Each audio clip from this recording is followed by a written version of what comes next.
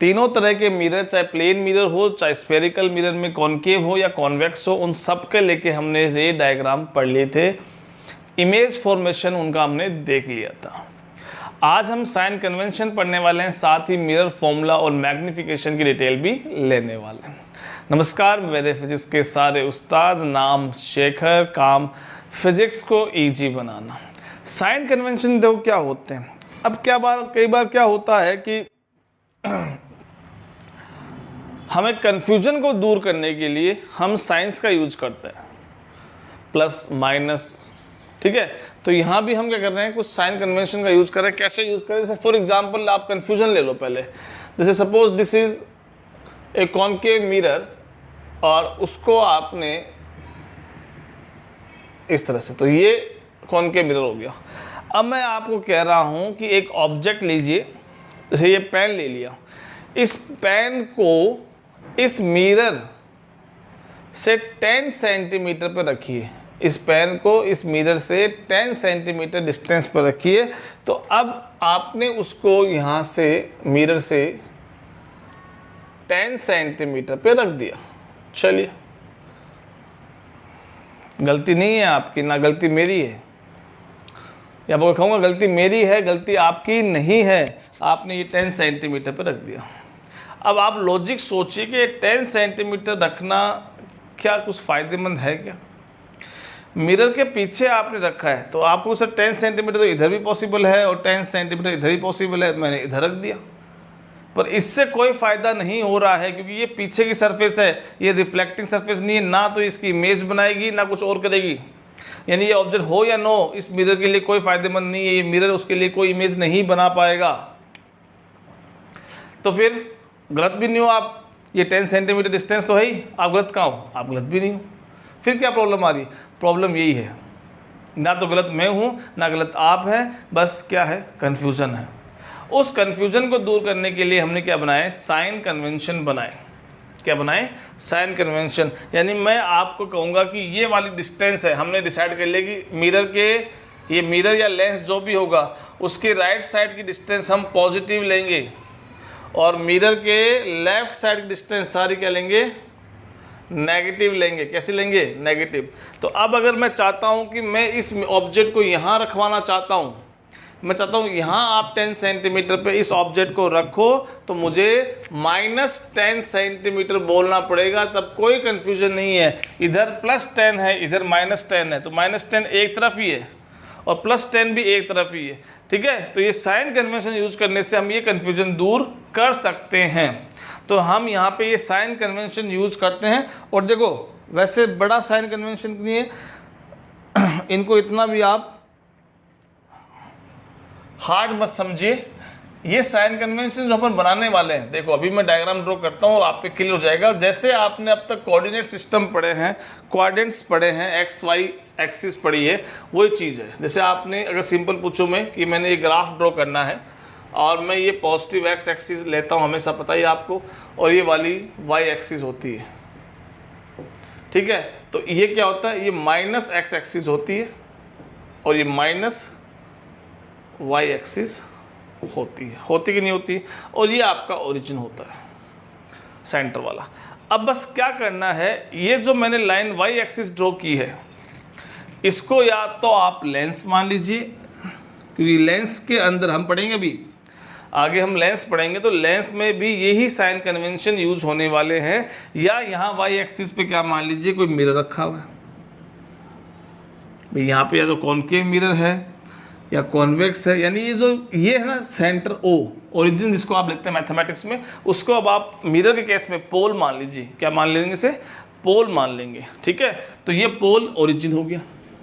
अब आपको पता है कि इस तरफ की जितनी भी डिस्टेंस होती है वो क्या कैसी काउंट होगी, क्योंकि ये पॉजिटिव एक्स एक्सिस है, तो ये सारी डिस्टेंस पॉजिटिव काउंट होगी। और इस तरफ की सारी डिस्टेंस कैसी होगी? नेगेटिव काउंट होगी। इस तरह कैसे होगी? एक एग्जांपल लूंगा मैं, उससे और भी आपको क्लियर हो जाएगा। दूसरा, एक और ऑब्जेक्ट देखो, आपने रे डायग्राम्स पढ़ लिए, कॉनकेव मिरर के सारे 6 केस आपने स्टडी किए हैं, उसमें आप ऑब्जेक्ट तो हमेशा यहाँ ऑब्जेक्ट हमेशा ऐसे रखते हो किसके ऊपर, ये क्या होगी यहाँ पे प्रिंसिपल एक्सिस का काम करेगी, एक्स एक्सिस क्या कर रही है, प्रिंसिपल एक्सिस का काम कर रही है, तो प्रिंसिपल एक्सिस के ऊपर ही हमेशा आप अपना ऑब्जेक्ट रखते हैं। सारे डायग्राम चेक कर लीजिए। और इमेज जो है वो इमेज पॉसिबल है कि आपकी नीचे बने, नीचे इमेज कौन सी बनती है, रियल इमेज बनती है, इन्वर्टेड बनती है, या ऊपर बने इमेज वो कैसी होती है, वर्चुअल होती है। ये भी आपने देखा है। तो इसका मतलब अगर आपकी इमेज ऊपर बन रही है या ऑब्जेक्ट ऊपर है तो ये हाइट हम किस में लेते हैं, ये हाइट सिंपल पॉजिटिव यानी पॉजिटिव वाई एक्सिस है। और अगर नीचे तरफ हाइट है तो उसको हम क्या लेंगे, नेगेटिव, सिंपल। तो ये नेगेटिव वाई एक्सिस से ये मेजर होगी तो ये नेगेटिव वाई है, ये पॉजिटिव वाई है, जैसे ये पॉजिटिव एक्स है और ये नेगेटिव एक्स है। बस इतना ही साइन कन्वेंशन है, कोई और बड़ी बात नहीं। बस एक दो बातें ये। तीसरा, हमेशा हमने ये डिसाइड किया है कि ऑब्जेक्ट जो होगा वो मिरर हो चाहे लेंस हो, उसके इस तरफ रखा जाएगा, राइट साइड में रखा जाएगा उस मिरर और लेंस के। आगे समझ में, आपका लेफ्ट साइड हो जाएगा, इसका राइट साइड हो जाएगा। तो अभी आप याद करोगे, सारे रे डायग्राम देख के आओ आप, प्लेन मिरर का हो चाहे कॉनकेव मिरर का हो या कॉन्वेक्स मिरर का हो, ऑब्जेक्ट हमेशा हमने मिरर के इस तरफ रखा है। इमेज हमारे हाथ में नहीं होती, इमेज इधर भी बन सकती है, इमेज इधर भी बन सकती है, इमेज ऊपर सीधी भी बन सकती है, इमेज उल्टी भी बन सकती है, वो हमारे हाथ में नहीं। पर ऑब्जेक्ट रखना कहाँ है, वो हमारे हाथ में है और हम उसको हमेशा इस तरफ रखेंगे। तो जैसे एक एग्जांपल लेते हैं, जैसे मैंने ये एग्जांपल ले लिया, कॉनकेव मिरर का ले लिया, ठीक है, ये आपकी फोकस, ये सेंटर और ये आपकी पोल। अब सपोज मैंने ऐसे रखा ऑब्जेक्ट, अब इसका रे डायग्राम आप सबको आता बनाया भी है आपका, ये इसका रे डायग्राम होता है। तो अब देखो यहाँ पे क्या होगा, ऑब्जेक्ट ये रहा, ऑब्जेक्ट की पोल से डिस्टेंस, ये पोल है, ये ऑब्जेक्ट, ऑब्जेक्ट की पोल से डिस्टेंस क्या होती है, u नाम देंगे, ध्यान रखना भी काम आएगा। ऑब्जेक्ट से पोल की डिस्टेंस या पोल से ऑब्जेक्ट की डिस्टेंस को हम क्या नाम देंगे, u नाम देंगे। ऑब्जेक्ट डिस्टेंस कहलाता है, ये क्या कहलाता है, ये ऑब्जेक्ट डिस्टेंस कहलाता है। और पोल से इमेज की डिस्टेंस, पोल से इमेज की डिस्टेंस को v से रिप्रेजेंट करते हैं, and this is known as image distance. आई बात समझ में, ठीक है, ये दो चीज हो गई। तो अब देखो, अगर ये क्वेश्चन में मान लो कि डिस्टेंस गिवन होती तो ये डिस्टेंस हम u निकालते तो u हमारा मान लो 30 सेंटीमीटर आता। अगर सपोज एग्जांपल ले लिया तो u की वैल्यू में माइनस में पुट करता, क्योंकि u इस तरफ है, इस तरफ मतलब नेगेटिव डिस्टेंस काउंट होगी। और आपका v भी देखो इस तरफ है, तो मान लो ये सॉल्यूशन हमने किया और आपकी v आ गया मान लो -10 सेंटीमीटर लिखूंगा, कि v क्या होगा यहाँ पे -10 सेंटीमीटर, जो भी मैंने एग्जांपल लिया। तो ये v की वैल्यू मैं यहाँ नेगेटिव में पुट करूँगा, तो ये नेगेटिव मुझे शो कर रहा है कि आपकी इमेज इस तरफ है और ऑब्जेक्ट इस तरफ है। अब देखो यहाँ से एक चीज़ क्लियर हो रही है कि हमेशा ऑब्जेक्ट हमें जब इधर रखना है, इसका मतलब object distance is always negative, object distance हमेशा नेगेटिव ही रहने वाली है, क्योंकि हमने साइन कन्वेंशन ही ऐसा बनाया है कि ऑब्जेक्ट हमेशा इस तरफ लेना है, यानी अलोंग नेगेटिव एक्स एक्सिस लेना है। आगे बात समझ में, ठीक है, ये हमें ध्यान रखना है, ठीक है। और अगर इस डायग्राम में देख लो, जैसे ये अगर मैं ये वाला डायग्राम बनाऊं, इसमें आप समझ सकते हैं, जैसे ये पोल है, ये फोकस है, और ये मैंने ये बना दिया, ये बना दिया, ये बना दिया। ये डायग्राम याद है आपको 6 केस। तो इसमें देखो u आपका, u ये रहा, u इस तरफ है, u पोल से इस तरफ है, तो ये नेगेटिव लेंगे। अब समझ में आ रहा हो, u नेगेटिव लोगे, u की वैल्यू नेगेटिव पुट करोगे क्वेश्चन के अंदर। लेकिन v देखो, अब v आपका इस तरफ है, तो ये v अब कैसा काउंट होगा, पॉजिटिव, की उस तरफ है, एक्स एक्सिस के, वाई एक्सिस के उस तरफ है, यानी पॉजिटिव एक्स एक्सिस के अलोंग है, तो इसको हम v को क्या लेंगे, पॉजिटिव लेंगे।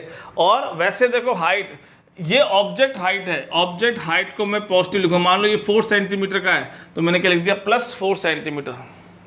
और ये इमेज जो बनी है, देखो ये इमेज है, जो इमेज हाइट इसकी, इसको मैं क्या लिखूंगा, माइनस लिखूंगा, क्योंकि ये नेगेटिव वाई एक्सिस के अलोंग बन रही है। तो ये वाई एक्सिस मान लो ये 2 बनी है, तो मैंने लिखा इसको -2 सेंटीमीटर। तो ये माइनस मुझे ये शो कर देगा कि इमेज कैसी बनी है, नेगेटिव। अब आप सीधी सी बात है कि जितनी भी रियल इमेजेस बनाई आपने, किसी भी केस में आपने रियल इमेजेस बनाई है, रियल इमेजेस हमेशा ऐसे इन्वर्टेड बनती है, प्रिंसिपल एक्सिस के नीचे बनती है, यानी अलोंग नेगेटिव वाई एक्सिस बनती है। इसका मतलब रियल इमेज हमेशा नेगेटिव हाइट में आती है, हमेशा किस में आती है, नेगेटिव हाइट में ही आती है। और वर्चुअल इमेज हमेशा कहाँ आती है, प्रिंसिपल एक्सिस के ऊपर आती है, यानी पॉजिटिव वाई एक्सिस के अलोंग आती है। इसलिए वर्चुअल की हाइट हमेशा पॉजिटिव होगी, लेकिन रियल की हाइट हमेशा नेगेटिव होगी। यू आपका हमेशा नेगेटिव होगा कि ऑब्जेक्ट आप रख रहे हैं तो आप उसका पोजीशन पता है कहाँ रखना है, आप हमेशा उधर रखोगे, हमने डिसाइड किया है। तो u हमेशा आपका नेगेटिव रहेगा, लेकिन v में भी वेरी, v जो है v यहाँ पे नेगेटिव है और v यहाँ पे पॉजिटिव है, ये डिपेंड करेगा कैसी इमेज बन रही है। तो ये आपका बेसिकली साइन कन्वेंशन है। और देखो जो फोकल लेंथ होती है कॉनकेव मिरर की, कॉन्वेक्स मिरर की, वो पॉजिटिव होगी कि नेगेटिव होगी, उसका डिसीजन भी साइन कन्वेंशन से ही लिया जाता है। जैसे मैं अभी आपको बताता हूँ दोनों के दोनों फटाफट कि कैसे हम फोकल लेंथ इसकी पॉजिटिव बोलेंगे, इसकी नेगेटिव बोलेंगे। तो नोट्स आप जो साथ साथ प्रिपेयर कर रहे हैं उसमें ये डायग्राम ड्रॉ कर लोगे आप साइन कन्वेंशन का, शायद स्क्रीनशॉट ले लिया होगा आपने, तो भी आपके साइन कन्वेंशन क्लियर हो जाएगा। और साथ साथ ये वीडियो देख लीजिए, सुनते रहिए और साइन कन्वेंशन आपका क्लियर हो जाएगा। ठीक है, अब जैसे ये कौन सा है, कॉनकेव, ये कौन सा है, कॉन्वेक्स, इसका पोल यहाँ, इसका फोकस यहाँ, इसका सेंटर इधर, इसका पोल यहाँ, इसका फोकस यहाँ, इसका सेंटर यहाँ। तो अब देखो अगर फोकल लेंथ निकालनी है तो फोकल लेंथ ये आई, इसकी फोकल लेंथ इधर आएगी। तो आप देख सकते हो आप, ये आपका ओरिजिन हो गया वही एक्स वाई में। तो ये फोकल लेंथ है अलोंग नेगेटिव एक्स एक्सिस है, ये focal length along negative x axis है, यानी कॉनकेव की फोकल लेंथ हमेशा कैसी होती है, नेगेटिव होती है। क्वेश्चन में पुट करेंगे तो विथ साइन वैल्यू पुट करेंगे। अगर क्वेश्चन में कह रहा है कि there is a concave mirror of 15 centimetre focal length, तो वहाँ f इज इक्वल टू +15 नहीं लिखना है, स्टार्ट करना है f इज इक्वल टू -15 से, क्योंकि कॉनकेव की फोकल लेंथ नेगेटिव ली जाती है और ये पॉजिटिव एक्स एक्सिस के अलोंग है तो ऑलवेज पॉजिटिव। तो कॉन्वेक्स की तो हमेशा पॉजिटिव फोकल लेंथ होगी और कॉनकेव की हमेशा नेगेटिव। और ये डिसाइड हमने किससे किया है, साइन कन्वेंशन से ही हमने डिसाइड किया है। इसकी इधर लेंथ है अलोंग पॉजिटिव एक्स एक्सिस और इसकी इधर लेंथ है negative x axis. I hope आपको अब समझ में आ गया होगा। तो ये हमारा साइन कन्वेंशन का लेके सारा टॉपिक था। अब बढ़ते हैं आगे, मिरर फॉर्मूला। वैसे जब 12th में आप जाओगे तो ये फॉर्मूला का डेरिवेशन हम पढ़ेंगे, यानी ये फॉर्मूला बनके कैसे आया, कैसे ये फॉर्मूला डेराइव होके आया है, वो तो हम सब पढ़ेंगे कहाँ पे, 12th क्लास में। 10th क्लास के लेवल पे बस केवल आपको ये फॉर्मूला याद रखना है जो बड़ा इजी है याद करना भी। इसका नाम है मिरर फॉर्मूला, ये आपका मिरर फॉर्मूला है। That 1/f is equal to 1/v plus 1/u।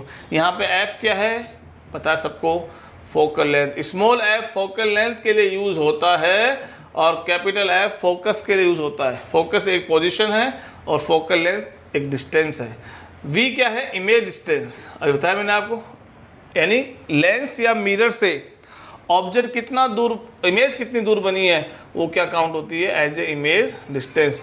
और लेंथ या मिरर से ऑब्जेक्ट आपने कितनी डिस्टेंस पर रखा है वो क्या काउंट होती है, ऑब्जेक्ट डिस्टेंस। आई होप आपको समझ में आ गया होगा। ठीक है, अब आता है हमारा मैग्निफिकेशन। देखिए मैग्निफिकेशन क्या होता है, क्यों पढ़ रहे हैं अपन मैग्निफिकेशन, सारे रे डायग्राम याद कीजिए, इसको m से रिप्रेजेंट करते हैं। सारे रे डायग्राम याद कीजिए, कभी इमेज छोटी बन रही है, कभी इमेज बड़ी बन रही है, कभी इमेज इक्वल बन रही है, कभी इमेज इन्वर्टेड बन रही है, कभी इमेज इरेक्टेड बन रही है।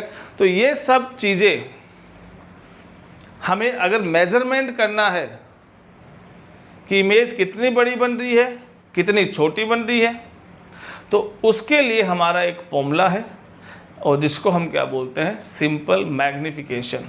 ठीक है, और ये फॉर्मूले की जो डेफिनेशन है वो मैं बोल रहा हूँ, लिखते रहो साथ साथ में, और फॉर्मूला मैं साथ साथ लिखता रहूँ। इसमें इसकी डेफिनेशन क्या होती है मैग्निफिकेशन की, it is defined as the ratio of height of image, it is defined as the ratio of height of image to the height of object, to the height of object. और height of image को मैं लिख देता हूं HI से, और height of object को मैं लिख देता हूं HO से। तो हमारा जो फॉर्मूला बन गया that m is equal to HI upon HO, ये हमारा मैग्निफिकेशन का फॉर्मूला बन गया। एक तरीका और होता है किसी भी ऑब्जेक्ट की मैग्निफिकेशन निकालने का, उसके इमेज या ऑब्जेक्ट डिस्टेंस की फॉर्म में। अब इसका फॉर्मूला जो मैं लिखने वाला हूँ वो भी हम डिराइव करेंगे 12th के अंदर, लेकिन 10th क्लास के लेवल पे हमें केवल फॉर्मूला याद रखना है।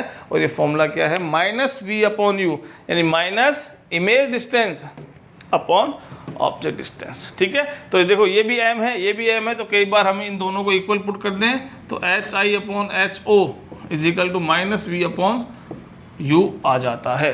HI upon HO is equal to -v upon u आ जाता है। तो ये फॉर्मूला भी हम कई बार यूज़ कर लेते हैं। तो ये तीनों फॉर्मूले इंपॉर्टेंट है, न्यूमेरिकल बहुत सारे इन पे होंगे, और ऊपर वाला भी, यानी हमारे जो फॉर्मूले हैं जो है वो यही है मिरर के केस में, और इनसे ही हम सारे न्यूमेरिकल सॉल्व करने की कोशिश करते हैं। ठीक है, तो ये हमारा मिरर फॉर्मूला हो गया और ये हमारा मैग्निफिकेशन का फॉर्मूला हो गया है। ठीक है, अब मैग्निफिकेशन के कुछ स्पेशल केसेस है। कई बार क्वेश्चंस में क्या होता है, लैंग्वेज के अंदर ही सब कुछ बातें होती है, लिखा हुआ नहीं होता है, लैंग्वेज की फॉर्म में होता है। जब हम क्वेश्चंस करेंगे तो आपको समझ में आ जाएगा। अब वो तो लैंग्वेज की फॉर्म में समझना है तो उसके लिए हम देखो क्या करते हैं, मैग्निफिकेशन के स्पेशल केसेस पढ़ते हैं। क्या क्या केसेस है, आ जाइए, फॉर्मूला आपके पास है और एक एक केस को मैं एक्सप्लेन करूंगा, आपको समझाऊंगा कि क्यू एम नेगेटिव, क्यू एम पॉजिटिव, क्यू एम लेस देन 1, क्यू एम ग्रेटर देन 1 और क्यू एम इक्वल टू 1। देखिए भाई, जैसे अगर मैं कह रहा हूं m आपका m इज नेगेटिव, m की वैल्यू नेगेटिव कब आती है, फॉर्मूला ले लीजिए, बड़ा सिंपल है, मैंने ये फॉर्मूला ले लिया। अब इस फॉर्मूले से मुझे बताओ m का नेगेटिव आने का रीजन क्या हो सकता है। पहली बात तो मैंने कहा था कि हमेशा ऑब्जेक्ट, हम कोई भी लेंस हो, कोई भी मिरर हो, हमेशा ऑब्जेक्ट हम अबव द प्रिंसिपल एक्सिस रखते हैं, क्योंकि ऑब्जेक्ट हम रख रहे हैं, ऑब्जेक्ट हमारे हाथ में, उससे बनने वाली इमेज हमारे हाथ में नहीं है, तो ऑब्जेक्ट हमने ऊपर रख दिया। अब ऑब्जेक्ट ऊपर रख दिया मतलब ऑब्जेक्ट यानी जो ये हाइट है वो हाइट तो ऑलवेज पॉजिटिव ही रहने वाली है।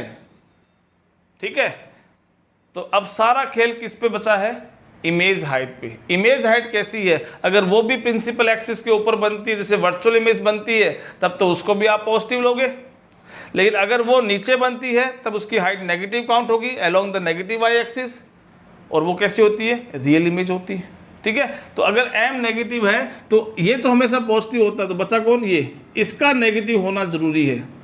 अगर ये भी पॉजिटिव है, ये भी पॉजिटिव है, तो आंसर पॉजिटिव आएगा, लेकिन हमारा m कैसा रहा है, पहले केस में नेगेटिव लिखा है। तो नेगेटिव कब पॉसिबल है, जब हाइट ऑफ इमेज नेगेटिव आए, और हाइट ऑफ इमेज नेगेटिव कब आती है, जब वो डाउनवर्ड्स यानी प्रिंसिपल एक्सिस के नीचे बनती है, अलोंग नेगेटिव वाई एक्सिस बनती है। और प्रिंसिपल एक्सिस के नीचे कौन सी इमेज बनती है, रियल इमेज बनती है, क्यों इन्वर्टेड इमेज ही क्या होती है, रियल इमेज होती है। वर्चुअल तो कैसी होती है, इरेक्टेड होती है, और अबव द प्रिंसिपल एक्सिस बनती है। आया, सारे डायग्राम दिमाग में आ रहे हैं। ठीक है, तो ये जो m नेगेटिव है इसका मतलब क्या हुआ, इसका मतलब इमेज कैसी बनी है, रियल। और अगर मैं कह रहा हूँ कि m पॉजिटिव है तो आप बता दो क्या होगा, सिंपल है, अभी बताया मैंने कि जब HI भी पॉजिटिव होगा, ये तो पॉजिटिव होना ही है, HI भी पॉजिटिव होगा, दोनों पॉजिटिव होंगे, तो पॉजिटिव अपन पॉजिटिव आंसर आएगा। तो वो कब है, जब प्रिंसिपल एक्सिस के ऊपर इमेज बने, और प्रिंसिपल एक्सिस के ऊपर इमेज बनने वाली कैसी होती है, वर्चुअल इमेज होती है, तो ये वर्चुअल हो गई। ठीक है, अब सपोज मैं कह रहा हूँ कि m जो है वो नेगेटिव है और m ग्रेटर देन 1 है, m नेगेटिव है पर ग्रेटर देन 1 है, इसका मतलब नेगेटिव मतलब क्या होगा, इमेज रियल है। ठीक है, अब ग्रेटर देन 1 आंसर कब आएगा, m का ग्रेटर देन आंसर कब आएगा, ये बता दो मुझे इस फॉर्मूले अकॉर्डिंग। सीधी सी बात है, ऊपर वाली वैल्यू जब भी बड़ी होगी, और नीचे वाली उससे छोटी होगी, तभी तो आंसर क्या आएगा, ग्रेटर देन 1 आएगा। जैसे मान लो इमेज आपकी 5 सेंटीमीटर बनी और ऑब्जेक्ट आपका सपोज 2.5 सेंटीमीटर है, इमेज आपकी 5 सेंटीमीटर की और इमेज आपकी 2 सेंटीमीटर की है ऑब्जेक्ट, सॉरी, तो यहाँ वैल्यू पुट करो 5/2.5, आंसर कितना आएगा 2। तो 2 क्या है, ग्रेटर देन 1 है। अगर ऐसा होता कि इमेज आपकी 2 सेंटीमीटर की बनती लेकिन ऑब्जेक्ट आपका 4 सेंटीमीटर का था, यानी ऑब्जेक्ट बड़ा है इमेज छोटी है, ऐसा केस बड़ा अपन है, ऑब्जेक्ट बड़ा इमेज छोटी, तो उस केस में आप HI यानी 2, HO यानी 4, 1/2 कितना आंसर आया, m कैसा आया, लेस देन 1। तो m लेस देन 1 आ रहा है, वो किस केस में आएगा, m लेस देन 1 तभी आएगा जब ऊपर वाली वैल्यू छोटी होगी, यानी इमेज हाइट, ऊपर कौन है, इमेज हाइट छोटी होगी। आगे समझ में। और m ग्रेटर देन 1 कब आएगा, जब इमेज हाइट बड़ी होगी, यानी 5/2.5, ठीक है 2। तो इसका मतलब रियल है और एनलार्ज बोलेंगे इसको, तो आप समझ गए। और m अगर पॉजिटिव है यानी वर्चुअल है और ग्रेटर देन 1 है, तो ये वर्चुअल और एनलार्ज है। और मैं कह रहा हूँ m, चलो नेगेटिव पॉजिटिव कुछ भी हो, m लेस देन 1 आता है, नेगेटिव है पॉजिटिव हो, वो तो समझ गए आप, नेगेटिव है तो रियल है, पॉजिटिव है तो वो वर्चुअल है। लेकिन अगर लेस देन 1 आता है, इसका मतलब क्या बनती है, वो स्मॉलर। और अगर m = 1 है, m = 1 है, ये कब होगा, तब HI और HO बराबर होंगे, HI और HO बराबर होगा, यानी प्लेन मिरर में ऐसा होता है, यानी same size as object image दोनों बराबर होता है, तो m की वैल्यू क्या आती है, 1 आती है। तो ये मैग्निफिकेशन के सारे रियल केसेस है। अब जैसे एग्जाम में आता है कई बार क्वेश्चन कि ए concave mirror produce real enlarge image twice of the object, तो अब उसने रियल बोल दिया है, ट्वाइस बोल दिया है, यानी दुगनी बनेगी, लेकिन रियल बनेगी, इसका मतलब कैसा है, m की वैल्यू नेगेटिव है। तो -2 लिख के उस क्वेश्चन को सोल्व करना पड़ेगा। अगर हम केवल +2 करके सोल्व कर देते हैं, रियल लिखा हो उस पर ध्यान नहीं देते हैं, तो हमारा क्वेश्चन 100% गलत होगा। आगे बात समझ में। और दूसरा देखो, m की कोई यूनिट नहीं होती है, m कैसा होता है, यूनिट लेस होता है, लिख लीजिए, m की कोई यूनिट नहीं होती, क्यों, हाइट अपॉन हाइट, यानी मीटर अपॉन मीटर। हाइट क्या होती है, मीटर में मीटर से मीटर कैंसिल, कुछ नहीं बचा, ठीक है, सेंटीमीटर अपॉन सेंटीमीटर कैंसिल, कुछ नहीं बचा, ठीक है। तो ये यूनिट लेस क्वांटिटी होती है। चलो अब हम इसके इंटेक्स क्वेश्चन कर लेते हैं, और इसी के साथ मेरे ख्याल में ये आपका रिफ्लेक्शन का लास्ट वीडियो है, फिर हम रिफ्लेक्शन पे आते हैं। आ जाइए अब NCERT के इंटेक्स क्वेश्चन पे आ जाइए, और इन क्वेश्चन के साथ ही हमारा जो रिफ्लेक्शन का टॉपिक है वो ख़त्म हो जाएगा, ठीक है जी। चलिए, पेज नंबर है 171 पे क्वेश्चन है, 2 ही क्वेश्चन है, फटाफट कर लेते हैं। फर्स्ट क्वेश्चन तो बिल्कुल हो गया है, बिल्कुल सिंपल है कि find the focal length of a convex mirror whose radius of curvature is 32 centimetre. तो फोकल लेंथ निकालनी है, रेडियस गिवन है, कितनी रेडियस, 32 सेंटीमीटर है। और फोकल लेंथ क्या होती है, focal length is half of the radius, बता रखा है, हाफ ऑफ द रेडियस। और कॉन्वेक्स मिरर है, तो कॉन्वेक्स मिरर की फोकल लेंथ हो या रेडियस हो, दोनों क्या होते हैं, पॉजिटिव होते हैं। तो आंसर आपका क्या आएगा, 16 सेंटीमीटर आपका आंसर आ जाएगा।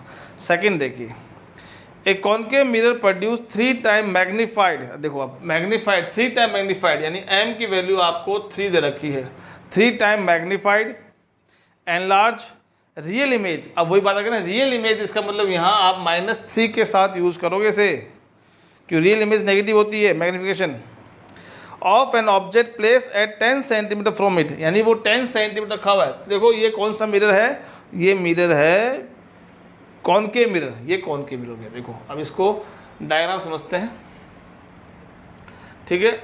ये फोकल लेंथ ले लेते हैं, ये सेंटर ले लेते हैं। ऑब्जेक्ट कहाँ रखा हुआ है, 10 सेंटीमीटर पे रखा हुआ है, 10 सेंटीमीटर, यानी ऑब्जेक्ट डिस्टेंस, ऑब्जेक्ट कहाँ रखा हुआ है, ऑब्जेक्ट कहाँ रखा हुआ मतलब ऑब्जेक्ट डिस्टेंस हो गई है वो, और वो दे रखी 10 सेंटीमीटर। मैंने कहा था ऑब्जेक्ट डिस्टेंस हमेशा नेगेटिव आती है, हमेशा हम इस तरफ ही ऑब्जेक्ट रखेंगे, तो ये अलोंग नेगेटिव एक्स एक्सिस है, ठीक है जी। Where is the image form, image कहाँ बनेगी, यानी इमेज कहाँ बनी, इमेज की लोकेशन बताना, मतलब इमेज डिस्टेंस बताना है, v बताना है। तो सिंपल क्वेश्चन हो गया ये, क्यों? इसमें क्या करना है आपको, m गिवन है, v गिवन, u गिवन, तो आपका m का फॉर्मूला ये आपको v minus v upon u, ध्यान रखना ये होता है। m कितना है -3, v कितना है you have to find out, u is -10, ठीक है, माइनस से माइनस हट गया और v उधर भेज दो, तो ये हो गया 30 सेंटीमीटर।